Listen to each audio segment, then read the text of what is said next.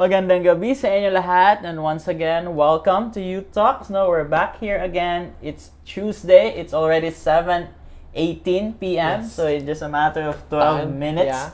We'll be having our program once again, Youth Talks. But once again, welcome muli sa aming programa ng Youth Talks. No, Jesse, how is your day for How was your today? day? It was a wonderful day. Just like you, I hope your viewers as well, dear viewers, maganda rin ang araw niyo. We want to welcome you once again. No, let's have a short recap. No, what Yeah. happened last week? Last week was a special episode Yeah, it was with a- Father Yonias, and we were talking about the 7 last words of Jesus, 7 and last it words. helps us reflect dun sa mga sinabi niya with the guidance, especially with the Pope Benedict, with the book of Pope Benedict the 16th. How about you? How was your experience with Father Yonias? It was a fun episode. No? It was a very special episode, a Holy Week episode. Kung saan, di ba, usually we welcome our guests, no, the youth, na mag-share ng kanyang story. But last week, ang na-witness natin is ang story ni Jesus Christ. Yes. No, On the cross. On the cross. No, we always talk about yung struggle and then yung saya at pag-asa sa struggle na yon. And even in the story of Jesus, Yes. we saw the struggle through his passion and death, and then we saw the joy and hope But through his also there's- resurrection. There's also, we see the beauty of the cross. The beauty Yung- of the yun yung cross. hinighlight also dun, na despite the suffering, there's always, we appreciate more yung cross. Yes, no. Ayan, alam naman natin yung symbol ng cross, no? Pagdating it's grief and sadness. But we saw the beauty of the cross last week. And of course, for this week, meron na naman tayong panibagong episode.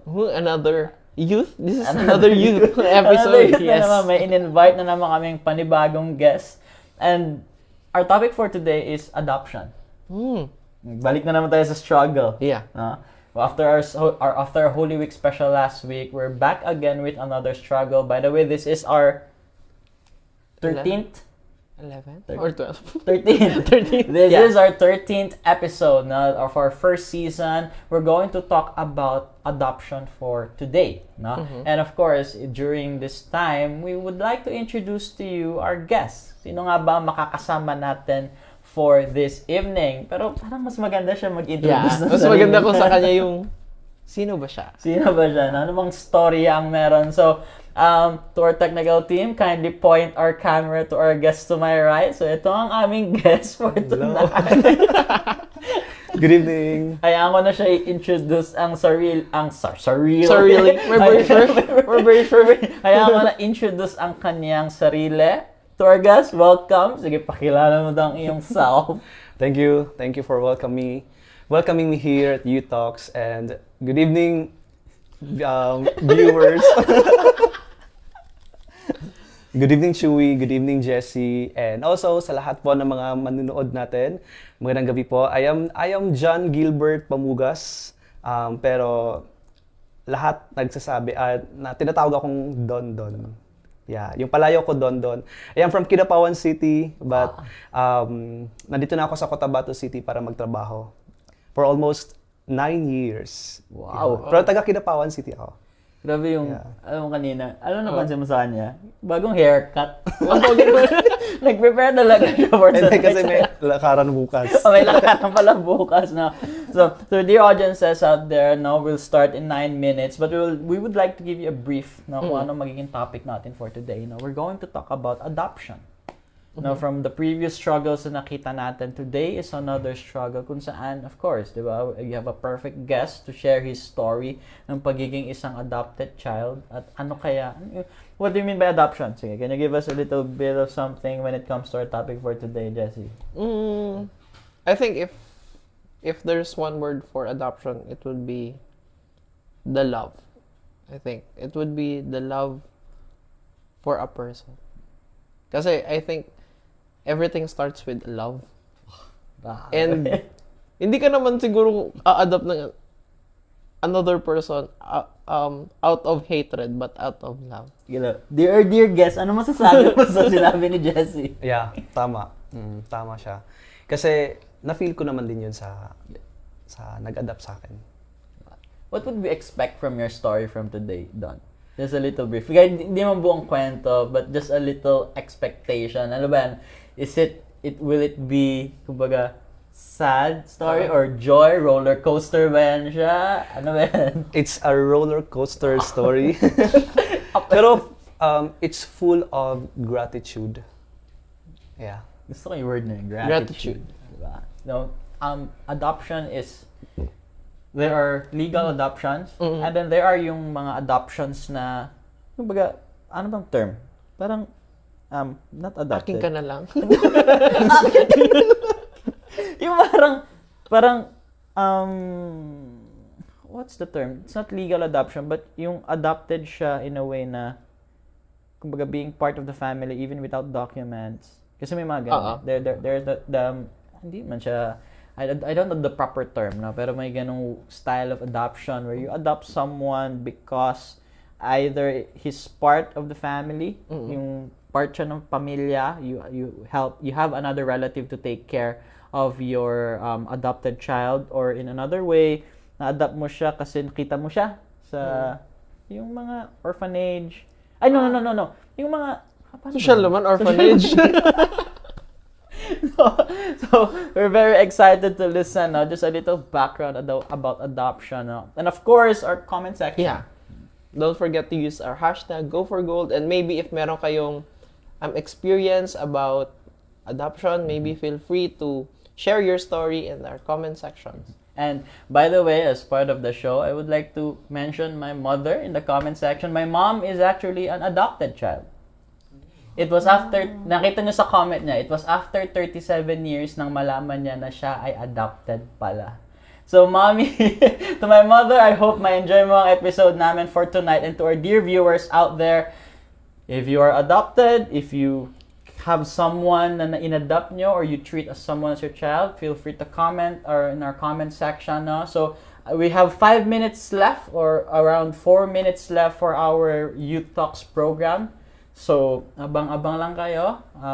Continue sharing our Facebook page. Continue sharing our Facebook live vid for today. And maririnig nyo ang storya ni Don mamaya, no, at exactly 7:30 p.m. No, you'll hear a story of being an adopted child. I'm excited ako marinig yung roller coaster story. Yung sinabi niya kanina, na hindi lang siya about, but also yung gratitude. Yeah. How did his story turn to gratitude? Diba? I'm looking forward. I know all of you is looking forward sa story natin for tonight. So it's another story, it's another struggle, pero makikita natin kung ano nga ba ang nilalaman ng storya na yon. And in a few minutes, we'll get to hear the story of Don. So don't go away, no? We'll be right back at exactly 7:30 p.m. We will be starting. So see you in a while. Ikaw ba ay isang magulang na nahihirapan sa pag-iintindi sa galaw ng mga kabataan? Ikaw ba ay isang anak na hindi alam kung saan lulugar sa mga pagbabago na nararanasan sa pamilya, sa mga kaibigan at sa mga taong nakapalibot? Tara, pag-usapan natin yan. Dahil may mga pangyayari sa ating buhay na mas madaling maintindihan kapag pinag-uusapan. Makinig at manood sa programang Youth Talks. Go for Gold! Youth Talks. Usapang personal. Youth Talks. Usapang pamilya. Youth Talks. Mga bagay na dapat pag-usapan para mabigyan tayo ng gabay at kalayaan kung anuman ang ating pinagdadaanan at nararamdaman. Youth Talks. Dahil lahat ay nadadaan sa usapan. Let's go mga beshi, and always remember to go for gold. Tuwing Martes, alas 7:30 ng gabi sa Radyo Bida at live sa Facebook. Youth Talks!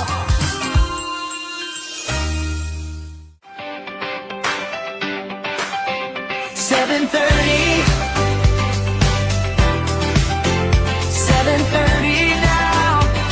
Get ready 'cause it's 7:30. Kabataan, you're your heart. Go for gold 'cause here you go with Youth Talks Us. Kabataan, you're your heart. Go for gold 'cause here you go with Youth Talks Us.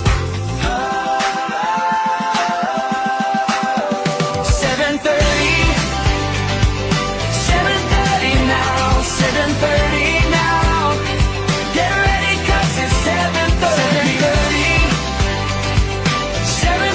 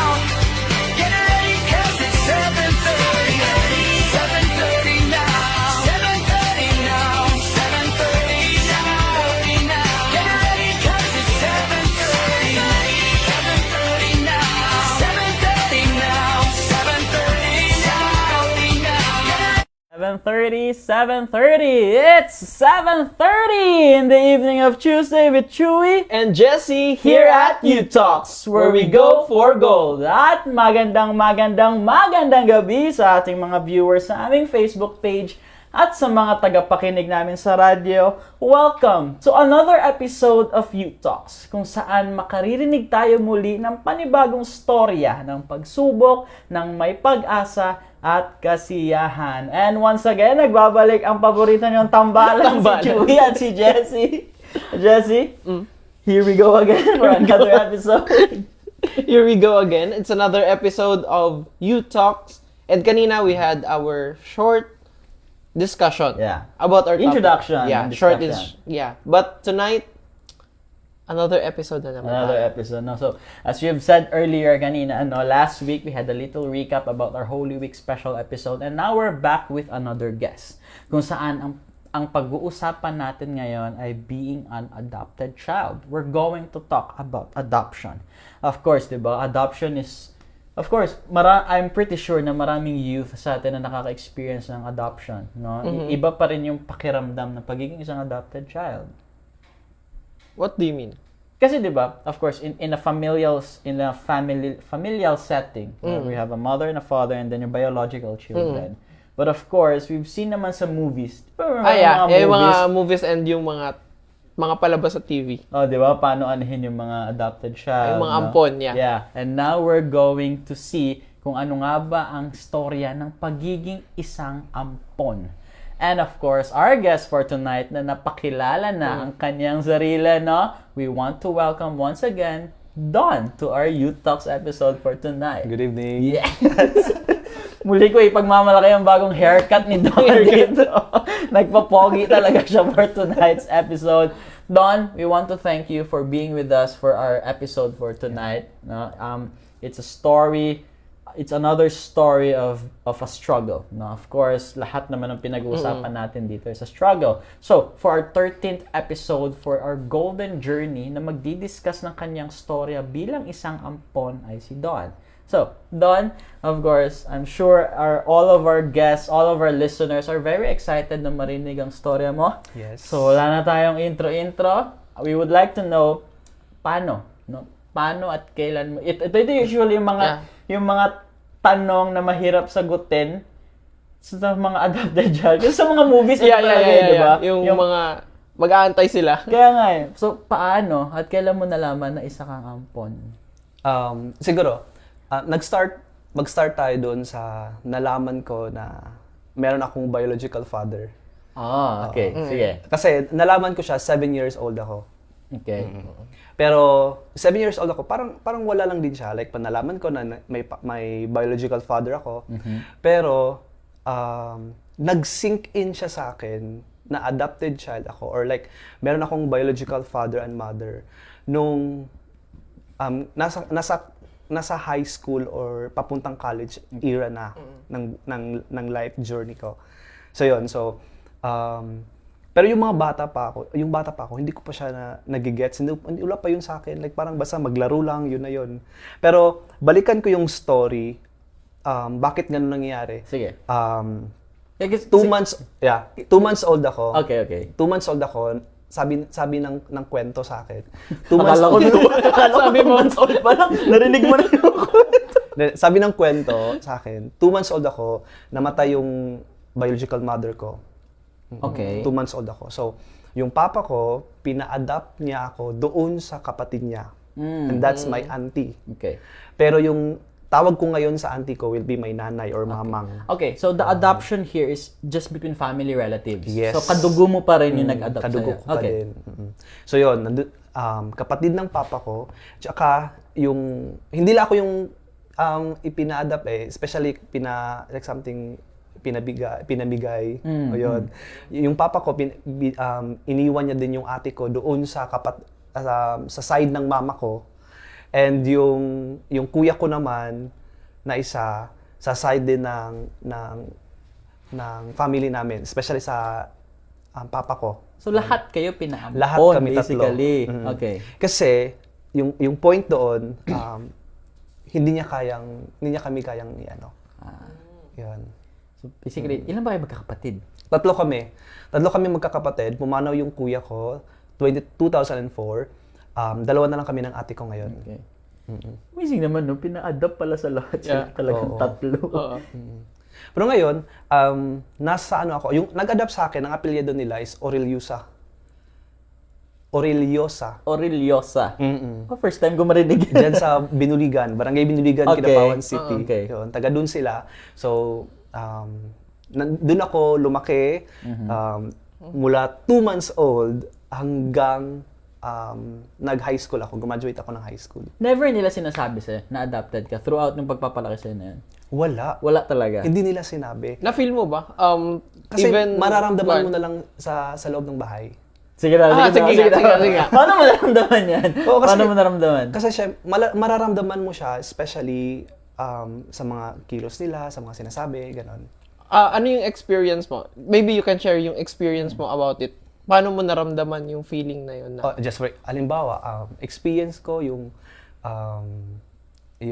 bang, ikaw nung bata kami, kasi siyempre, like, to be honest, yung family na nag-adapt sa akin, hindi mayaman.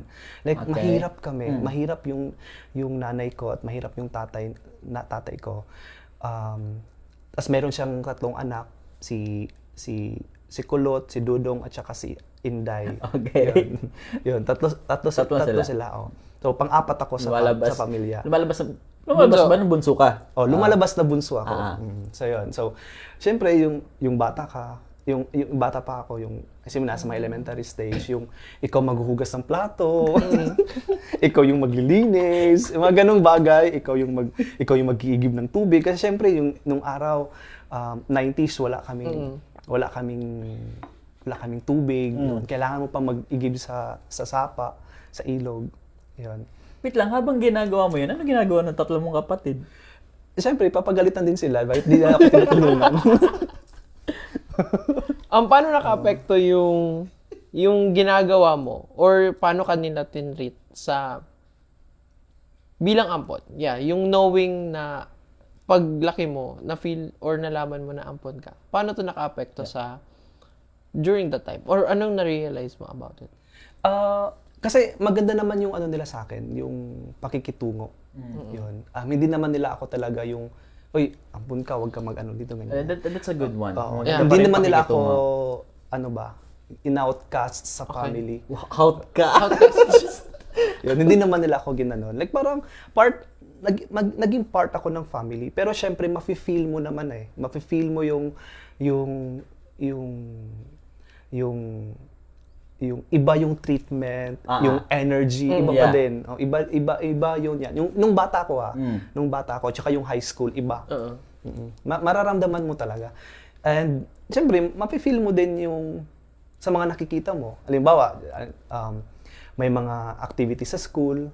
Sige. Yun. Paano yan? Okay, Paano yan? okay. Yung mga activities sa school, halimbawa, isa sa pinaka nasasaktan ako yung pag may meeting. Okay. May meeting sa school.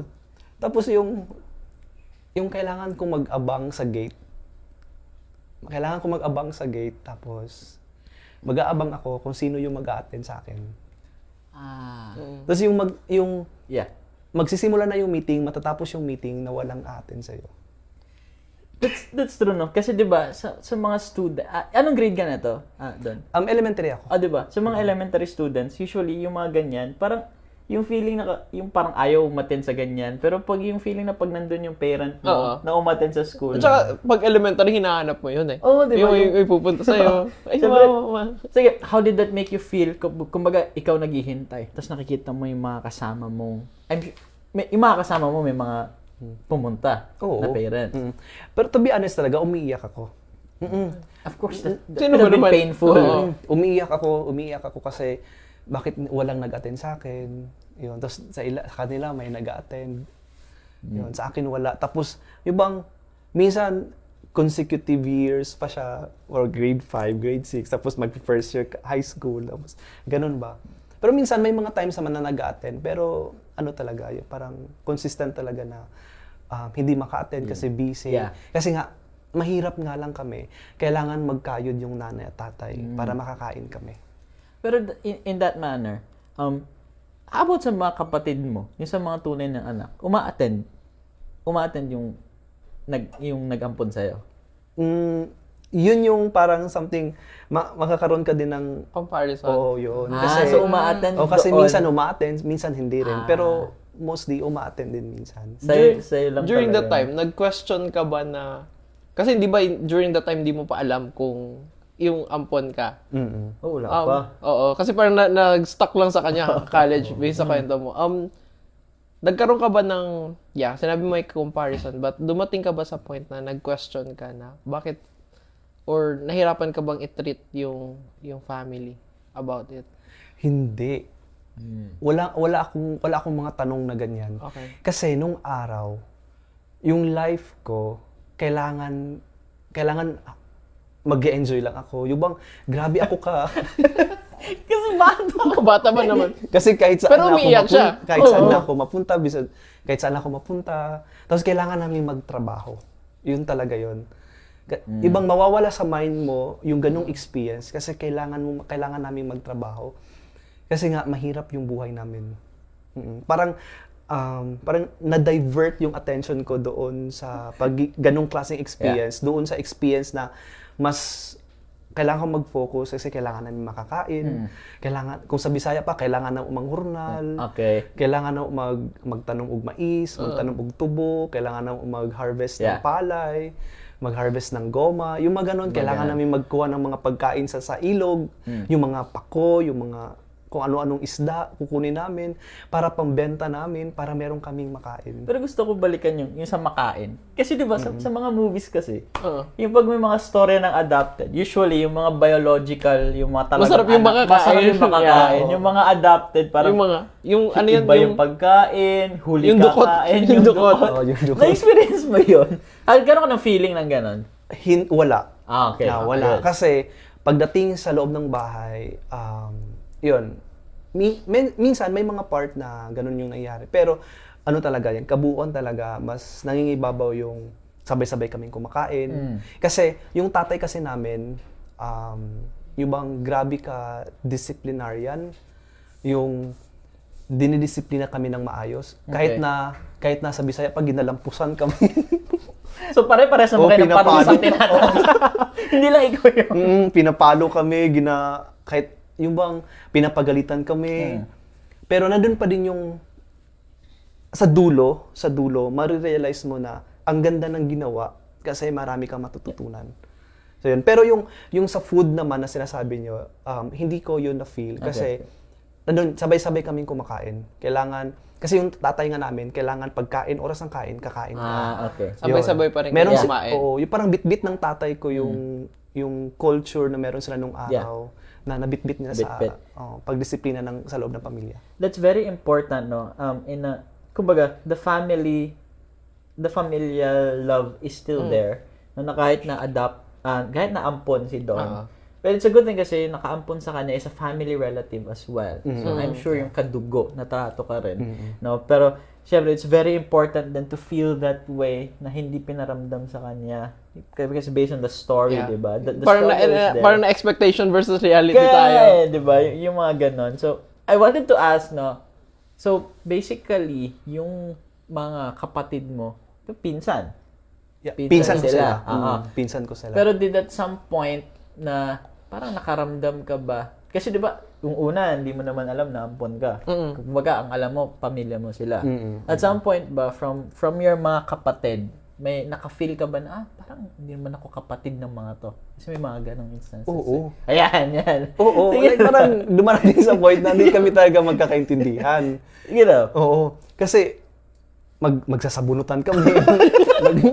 Magsusuntukan, ganun lalo pat yung sa trabaho, sa loob ng bahay, lalo pat hindi ka magkaintindihan. Ganun may ganun talagang magsusuntukan, yung kung sa Bisaya pa magnilampusanay ba. Yung magpapaluan talaga, yung maganon talaga. Oh. So pero naman nung mga elementary days, high school days, ganun. Pero yung mga dito na sa part na something like nagmamature na, lumalaki na, wala naman. Okay. Kasi di ba, alam mo yun, nag-enjoy ako sa episode 4 tonight kasi sa mga movies kasi na napapanood ko ng mga ampon, ganyan na ganyan kasi yung pag magkapatid na grabe ang pag-away sa ampon na kapatid. Parang kawawang-kawawa yung mga ampo. Oo. Kawawang-kawawa talaga, no? Sige, ikaw naman, ano masasabi mo sa story na nakarinig natin? Na expectation versus reality ako na parang, yung doon sabi mo sa mga palabas na yung mga ampon, yung parang dukot na lang kinakain. Minsan yung, lamaw ba yun? O mga ganun. Mga tira-tira na lang. Tapos, which is, kita naman na parang on his story na, ang ganda naman nung pagpalaki sa kanya. Kahit nung ganun. But, naranasan mo bang mag-compare? Or nag-question ka ba sa sarili mo na, do I truly... Yung hinahanap mo yung papa mo about Oo it. naman. Yeah. Oo. Dumating ako sa point yung parang, especially yung nasa high school days na, yun. okay. Parang, maki-question mo na, bakit ka napunta sa kanila? Yun. Nagkaroon ako ng questions na gano'n, yung bakit ako napunta sa kanila, and dapat nandun na lang ako sa papa ko. Yun. Okay. Na meron ka pa rin longingness. Kumbaga may longing ka pa rin na yung longingness to be with the father. Yung longing. Kasi diba, yung hinahanap mo yung father's love or mother's love. Ngayon. Hindi, during that time. During that time, oo. Like parang, syempre, iniisip ko sa'yo palagi kung anong itsura ng nanay ko. Kapukha mo naman siguro ang itsura ng nanay. Kasi never kong nakita yung nanay ko. Kasi 2 months. Yeah, at the 2 months age. No Kasi picture. malay natin yung itsura ng mama ko, kagaya ng itsura ng mama mo.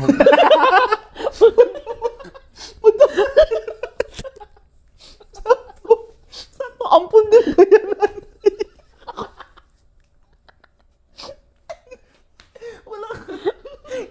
Wala ka picture? Is there any picture? Nakakasad lang kasi meron kaming kapitbahay, binigyan ako ng picture. Pero nawala ko siya. Paano nawala? Nawala ko siya. Hindi ko alam kung saan ko siya nalagay.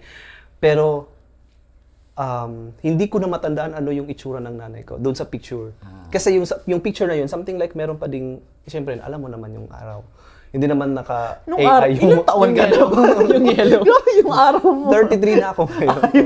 33 na. So, siyempre, ilang Yung yun, araw. 90s din yung, yun. 80s yung nanay ko, hindi ko lang alam. So, yun. So, yung picture nila, hindi siya masyadong, hindi clear, medyo blur siya. So, hindi ko maaninag talaga kung ano yung itsura niya. Pero sabi nga nila, yung itsura daw ng nanay ko ay kagaya ng itsura ko. Weird naman kung hindi. Weird naman ko. Weird naman kung hindi.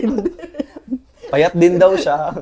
So, payat din daw siya. Pero, yung medyo may height lang daw ako. Yung nanay ko nasa mga 4 something. Yeah. So, maliit lang. Mm-mm. 4, usually, ano bang, 4'11", mga ganyan. Pero hindi ko nakita yung itsura ng nanay ko. Yan. Yun yung parang, ano yung itsura ng nanay ko? Yun yung parang always kong tanong. Sige, upon going high school, di ba, have you ever had the chance na makita, I mean, yung time na nasa auntie ka, no? Nagkakaroon ka rin ng communication with your biological father? Yes, oo. Especially yung time na nasa high school na ako. Kasi, yun na yung time na parang nagrebelde ako dun sa bahay. Oo. Nagrebelde ako dun. Anong ginawa mo? Kasi sabi ko, kailangan ko magkaroon ng time dun sa papa ko, like something. Gusto ko siya makita, gusto ko siya makasama, okay. ganon. So, hindi naman sa pagre-rebelde, like parang naghangyo lang gud ko sa Bisaya, naghangyo ako, nagsabi ako na, Mang, kung okay lang ba, mag-ato ko sa balay ni papa, dito sa ako mag-stay. Yes. Yun, so nakastay ako ng almost a year din. So nakasama ko yung papa ko for almost a year. Yun. Kasi yun yung mahalaga, no? Even though you're in a, kumbaga nasa isa kang, ano proper term? Nasa isa kang pamilya na nag-ampon sa'yo, of course, hanapin mo pa rin yung biological father and mother mo. And nakita naman natin sa storya ni Don, no? At an early age na namatay, di ba? Ang kanyang mother. At 2 months old siya na hindi niya nakita ang mother niya. Nakita naman natin yung yung pag-share niya ng story kanina about the longing for the mother and of course yung pag-longing sa kanyang father, no? Ikaw, how about you, Jess? Anong masasabi mo sa mga ganong dynamics na yung expectation versus reality mo nagiging ganito? Parang na-realize ko na hindi lang din pala there is parang at some point in your life, kahit itatago mo man yung pag-ampon or hindi mo man ma-feel, hahanap-hanapin mo yung love na yon. Kasi sometimes yung love na yun, nasa kanila lang talaga dapat nanggaling. And, yeah, yung sa time with them, na importante talaga yun na mag-spend time with your family. No? Don, thank you so much for sharing your story with Thank us. To our dear audience, hindi pa tapos ang storya ni Don. Tandaan nyo saan tayo nag-stop. Nakakasama niya na ang kanyang father sa kanyang story. And of course, makikita pa natin ang lalim ng storya ni Don sa pagiging isang ampon sa ating next segment, which is the Heart of Gold. No? Don, thank you so much for sharing your golden journey with us. I'm sure na aabangan ninyo ang susunod na kabanata ng story ni Don, no? Sa kanyang joys and hopes after this infomercial. So we'll be right back. 7:30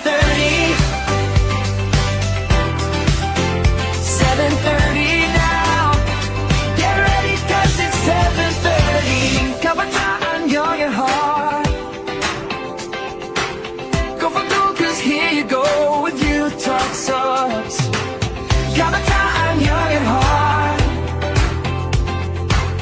Go for gold 'cause here you go with you talk sucks.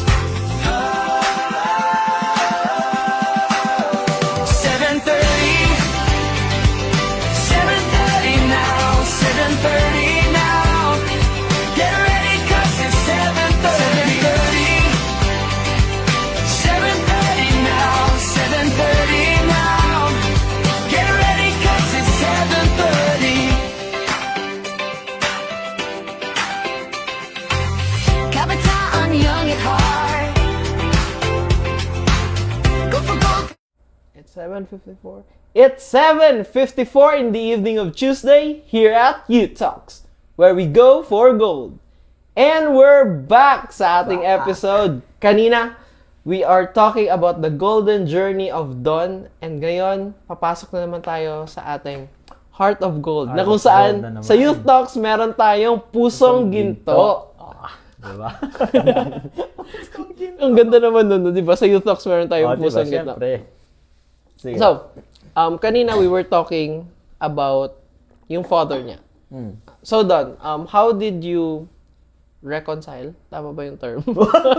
Reconcile? Reconcile. Yeah, how did you reconcile with your father? Kasi 'di ba nag-spend time ka with him for 1 year.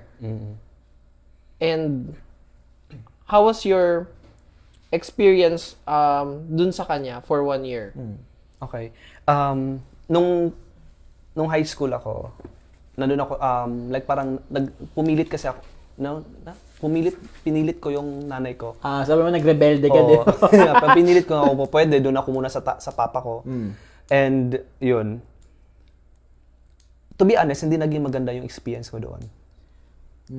Okay, so can you give us a run through? Ano Hindi nangyari? naging maganda.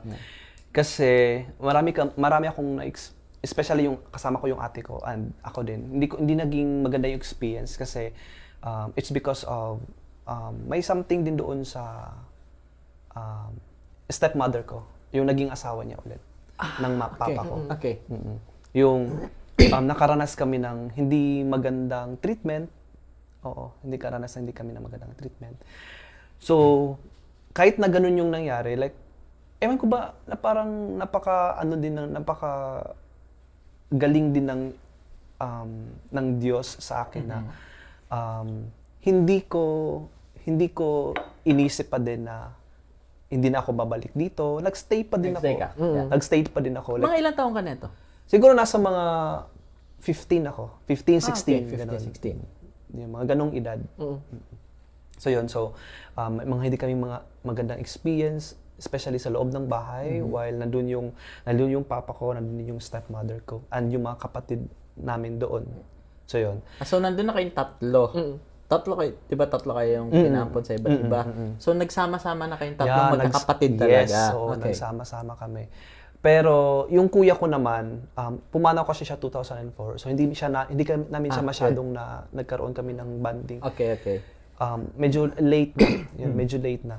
Pero yun nga, yung experience namin doon ay hindi masyadong maganda. So, ayun. Hanggang sa dumating sa point na bumalik ako. Nagpumilit naman ako doon sa papa ko na kailangan kong bumalik doon sa nanay ko. Nag-rebels mo na ba? Nag-rebels mo na. Kasi parang iba nga yung pagmamahal, iba yung hindi maganda, yung hindi siya katulong sa akin. So, bumalik ako doon sa nag-adapt sa akin, especially yung nanay at tatay ko. Ayun. Okay, let's go back. Kasi diba kanina, we were talking about, sabi mo, medyo high school ka na nung nag-sink in sa'yo na ampon ka. Can you talk us throughout the process kung paano na finally nag-sink in sa'yo na isa kang ampon? Yun. Nag-sink in siya nung time na, yun na, yung umuwi na kami. Kasi di ba, nandun kami sa nanay at tatay. Nung nalaman, nung high school na ako, like parang gusto na namin uwi doon sa kanila, sa papa ko, gano'n ng banding, uwi ng Sunday, gano'n.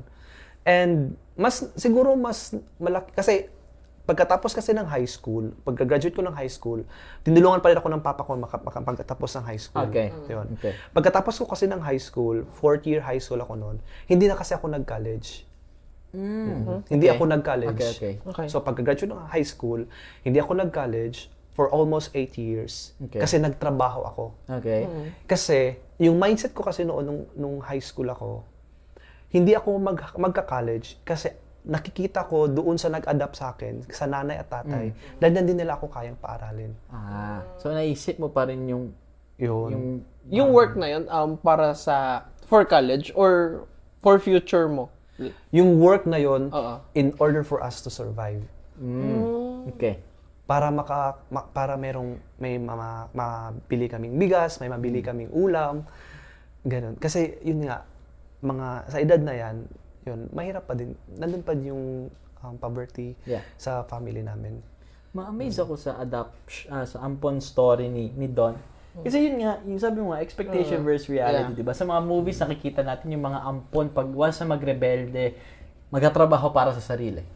Pero now, naririnig natin sa story ni Don na nagtatrabaho siya not only para sa sarili niya, but para sa pamilya niya. Sa family na nag-ampon sa kanya. Di ba? Kasi nga, yung point doon, matanda na ang nanay at tatay. Pero ganito kasi nangyari, yung nanay at tatay ko meron sa 3 anak. Yun nga. Nakagraduate yun sila ng college. Okay. Tapos di ba, parang bunso ako Ikaw doon yung bunso, nung nasa akin na, yung pag-graduate ako ng high school, nasabihan kasi ako ng tatay na hindi na kaya paaralin. Yun. Pero yung kuya ko doon yung bunso doon sa parang something shaky pa din yung pagka-college niya kasi yun na nga, mahirap. Okay. Pero yung sa akin, sobrang shaky talaga. Bro, ito na yung roller coaster. Oo, yun talaga yun. Yung hindi talaga kaya. So, nag-decide ako na magtatrabaho ako. For almost 8 taon, hindi ako nag-aral ng college. So after nung 8 years, what happened? Kasi di ba 8 years lang. But what after that, what happened? So yun, after ng 8 years, naging maganda na yung connection ko with my papa. Okay. Naging maganda yung connection ko sa papa ko.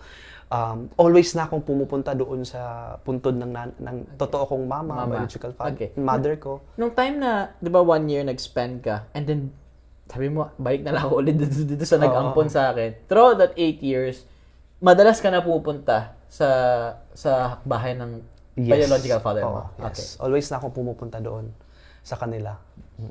So, nagkaroon na kayo ng deeper bonding. Siguro sa papa ko. Ah. Pero doon sa stepmother, hindi masyado. Pero sige, with your father, sige, paano nag-develop yung relationship niyo? At ngayon, while you're working, after that 8 years, nasabi mo nga kanina na nagde-develop na kayo ng ano. So, ano na nangyari between the two of you? Okay. Nag-aral ako ng 2016. 16.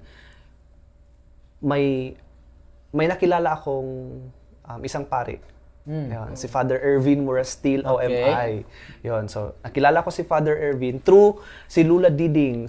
Yung si Lula Diding na yun, yung parang tumulong sa akin para makilala ko si Father Ervin. Okay. So, ang nangyari, pinaaral ako ni Father Ervin. Like parang nag-ano ko sa kanya kung pwede ba akong paaralin. Yun. Okay. Tapos nag-oo naman siya. Okay. So yun, so nag-aral ako ng kurso kong Associate in Religious Education. Okay. So while nag-aaral ako, nandun yung support ng papa ko.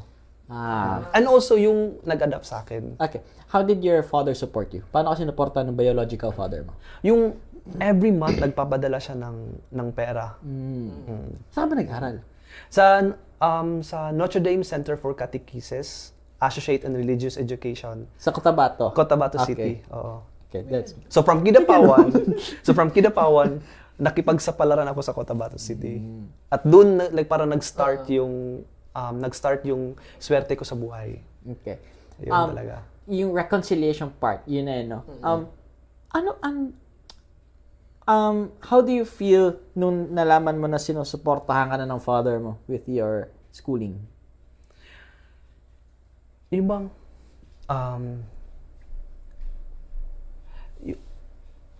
yung bang makafeel ka ng yung longing na love, yung longing na happiness mula sa pamilya, sa totoong papa.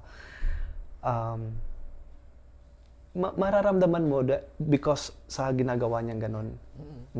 Yung kailangan yung graduate ako, talagang bumiyahe siya pa Cotabato para para siya talaga yung magdadalo sa graduation ko. And yung nag-decide ako ng second course, like parang andun din yung ano niya, nandun din yung parang support niya. Sige, go, kung anong gusto mo mag-aral ka. Yun. Yung ganyan kasi doon, parang yung term, ano ba yung perfect term? Parang on the side of the father, no? Parang bumabawi. Yeah. Diba? Yun yung perfect term. Eh. Parang after everything na nangyari, ano naman na feel mo na bumabawi yung father mo sa'yo. No? Suniportahan ka lahat. Siya pa umattend ng graduation mo, di ba? With your yung sa pamilya na nag-ampon sa'yo, how did they support you throughout that time? Yun ang pinaka Go. Yun yung pinaka ano ko talaga na experience, yung hindi ko makakalimutan yung sinabi ng tatay ko na nung nag-decide ako na kailangan gusto kong mag-aral, may magpapaaral sa akin. Sinabi niya sa akin, mag-aral ka kasi yan yung hindi namin nabibigay sa iyo. Wala among dili matag sa imuha. And ito yung pinaka hindi ko makakalimutan na words, yung sinabi niya na dahil sa mga darating na araw, mabot ang adlaw nga mamatay mi. Dili ka na mo pa-eskwela. Take your time. Nata tissue dire. Yun talaga. Yun yung parang isa sa pinaka-highlight ng journey ko sa pag-aaral. Yung nag-aral ako ng mabuti. Kasi sabi niya sa akin ng tatay ko na para dili na mo ma-experience ang imong mga na-experience nung bata ka. Anong dili may makakaon og tarong. Ang maligya, may mga bisan unsa lang.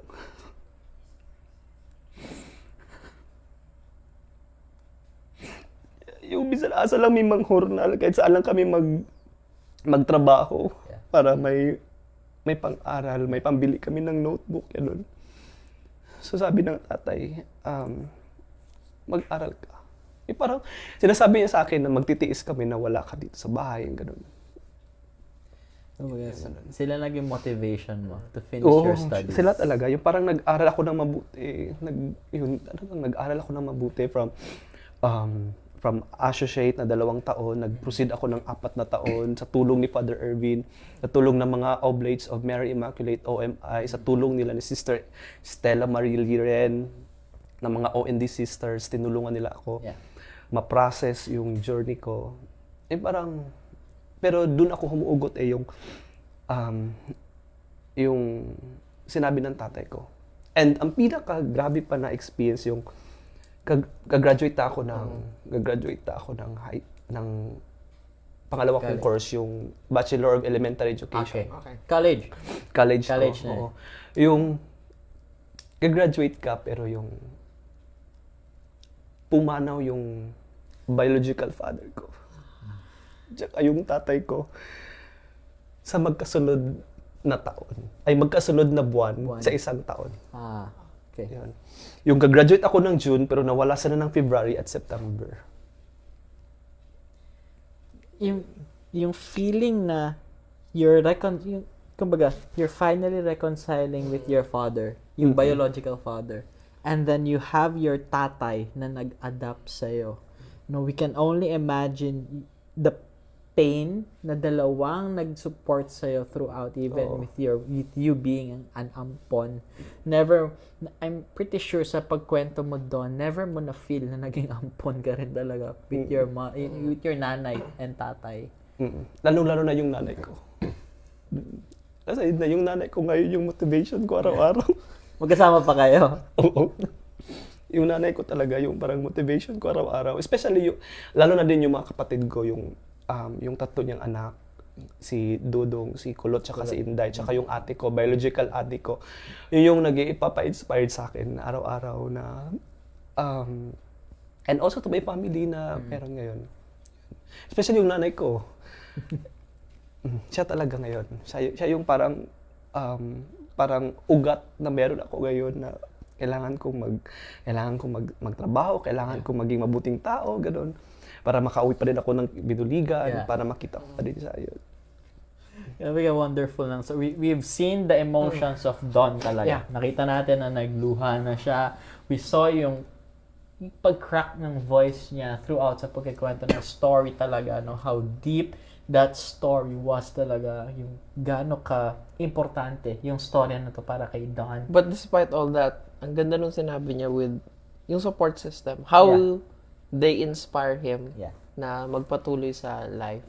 And parang throughout our episodes na Ate U Talks, important yung support systems. Yeah.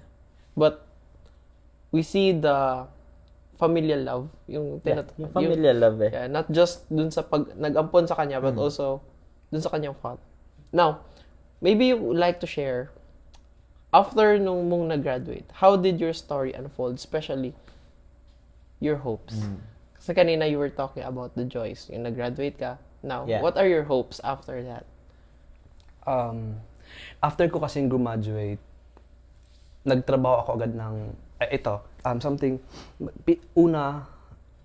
napunta kasi ako sa Youth and Family Center while nag-aaral ako ng bachelor's degree. Yung second course. Yung second course ko. 2 years pa lang noon from NDCFC, from the OND Sisters, lumipat ako sa Youth and Family Center, and napunta ako sa center na mas nandun yung grabing culture na very positive, yung culture na yung mamahalin ka araw-araw. Yun, yung center na yun, and that is Youth and Family Center. And ipinagpapasalamat ko talaga sa journey ko ngayon, yung paano ako tinulungan ni Father Eunice and Father Ervin. Yun talaga, yung kung ano man yung narating ko ngayon, it's because of them and it's because of God. Yung pagmamahal ng Diyos sa akin, yung ang pagigugma sa Ginoo sa ko, always niya ginapakita sa mga taong nakapalibot sa ko, especially Father Ervin and Father Eunice, si Sister SM, yung mga madre. Yun kasi, like yung galing ka doon, kinuha ka nila, yung parang ganun, nalipat ka, yung parang ganun ba? Yung parang ganun, yung ganun experience, yung na tinulungan nila ako paano maging tao. So, dati. Ano ka pala dati? Siyempre, tao naman ako. Pero yung hinubog yung pagkatao yung mo. paano ako nag-grow, paano ako naging ako ngayon. Yung transformation na nangyari sa akin, yung total transformation talaga. Yun yung tumatatak sa mind ko ngayon at sa heart ko ngayon. Lalong-lalo na yung mga tumulong sa akin. Yeah. Kasi after ko, nung doon ako sa Youth and Family Center, graduate na ako, nag-aral na ako, nakapagtapos na ako, nagtrabaho ako. Tuloy-tuloy yung surprises, tuloy-tuloy yung magic, tuloy-tuloy yung abundant na Yeah. blessing sa akin. Yung talaga yung pinakagrabe na ngayon always ko nang binabalik sa family na tumulong sa akin. Mm-mm. And isa sa mga pinaka highlight sa life ko ngayon is yung sabi ko nga sa iyo kanina, yung being grateful. Yeah. Yung pagiging The gratefulness. oh, yung gratefulness sa puso ko ngayon umaapaw para siyang isang pitcher na tubig na punong-puno ng tubig tapos umaapaw. Na pinagpapasalamat ko na ibinabalik ko ngayon sa family ko, lalong-lalo na sa nanay ko na nag-aruga sa akin, nagpakita sa akin ng pagmamahal talaga. Nagpakita sa akin na you are na communion, yung parte ka ng pamilya. Yeah. Yun, hindi nila ako in-outcast ba yung Yeah. nilayo. Like, parte Hindi ako nila sa kanila. pinaramdam. Hindi pinaramdam sa akin. Na ano ka. Yeah. And yung sa mga kapatid ko din, yung mga naging kapatid ko, and yung ate ko, yung biological ate ko. Yeah. So yun. Humuhugot ako ngayon doon sa gratitude na meron ako ngayon, na ibinabalik ko Yeah. sa mga taong nakapaligid at tumulong sa akin. Yun. What I love sa story ni Don is from the golden journey up here sa ating Heart of Gold,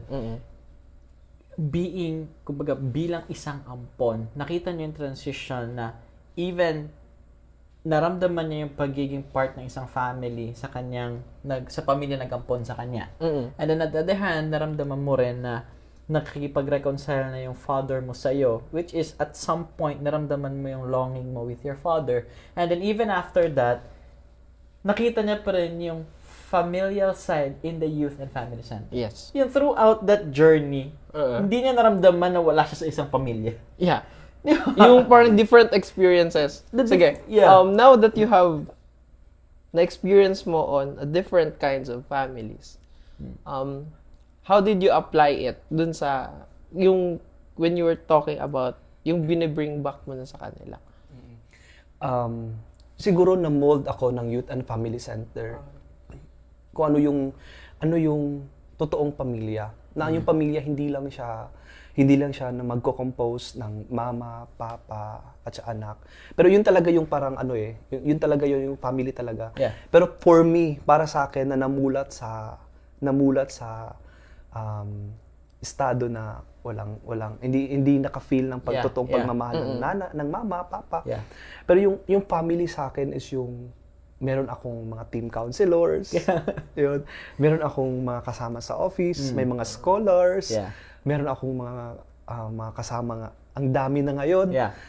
And yung natutunan ko sa pag-mold sa akin ng Youth and Family Center, sa tulong ni Father Yonis, ibinabalik ko yun. And also, isa sa the best din na experience ko is yung nakapasok ako doon sa pamilya ni Father Yonis. The Bilay family. Doon talaga. Kasi, Technically, ang dami palang pamilya talaga. kasi doon sa Bilay family kasi nakita ko yung kahit, yes, natural na yung mag-aaway-away. Pero yung isa kayo na magdadasal, kakain, nandun pa din yung mga magagandang asal. Yeah. Yun talaga na always kong binabalik sa family ko ngayon, especially yung sa mga pamangkin ko, sa mga pinsan ko, na kasi sa family kasi namin, yung Pamugas family, bitbit pa din ng Pamugas family yung mga auntie-uncle ko. Okay. Yung mga nakaraang araw na mga problema. Sabi ko, iibahin natin ngayon. Ngayon kasi isa parang, nasasabi ko ngayon na parang, okay, dadalhin natin yung family, tayo mga magpipinsan, tayo mga bata, new generation, na mag-uusap tayo ng maayos, maging mabuti tayo sa pamilya natin, na nakuha ko sa Youth and Family Center, sa sa Belay family, sa mga kasama ko sa trabaho at sa mga team counselors, yung pamilyang totoong pamilya na na-offer ko ngayon sa family ko. Yun yung parang isa sa pinanghugutan kayo ngayon at bit-bit ko ngayon sa palad ko na kailangan hindi siya mabibreak o mahuhulog. Yan. Ang galing no, na-apply niya lahat Yeah. na natutunan niya from the family, no? From kung paano niya tratuhin ang pamilya niya ngayon, no? Don, thank you.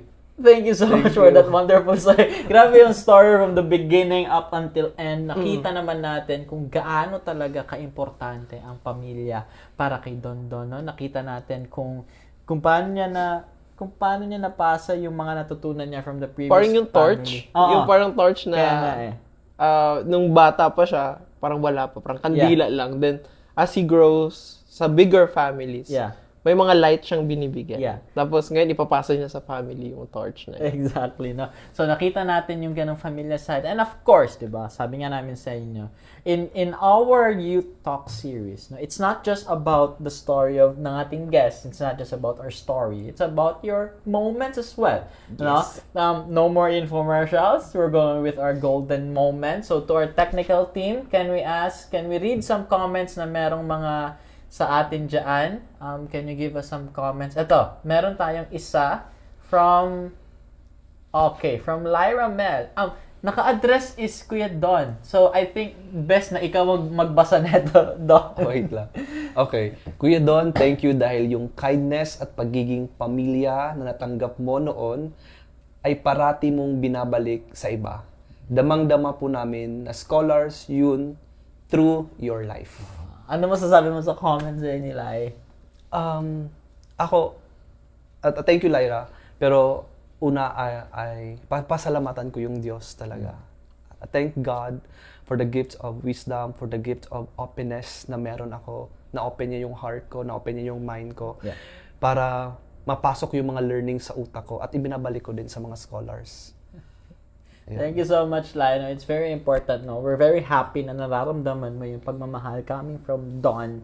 No, the familial love, no? Nagstay sa kanya mula noon hanggang ngayon. Hindi talaga nawala, eh, no? Sige, can we have other comments? At least, let us just read some comments. Ito, meron pa nga, may mga momshies ka pa. May mga momshies ka pa. Diba? We have here, can we see some, diba? Hi, Kuya Don, senior namin yan, from Jerome. Senior ka pala. Senior ka pala. Sige, can we have, I think I saw a comment upward. Can we scroll up? These are some, sige, watching from, okay, one more. Can we do one more? May nakita kong comment kanina, although na-introduce ko na siya. Sige, can we scroll up a little bit more? Okay, here. This actually is a comment from my mother. Diba? Sabi sa inyo, it's not just about the story ng ating guest, but my mother, if yung mababasa niyo na may pangalan niya dyan, at huwag niyo napansinin yung pagtawag niya sa akin, no? Sabi niya dito, your mother ko was adopted, no? But met my biological parents and sisters after 37 years. Yes.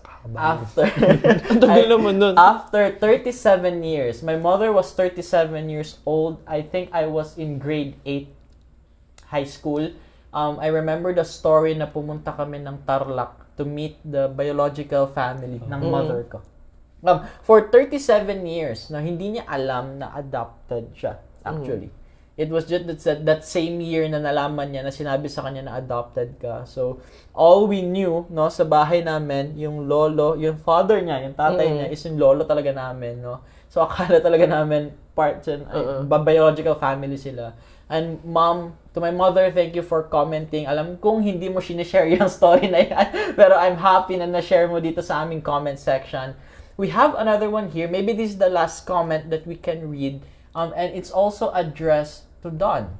I think it's best si Don na magbasa neto. Sige, Don.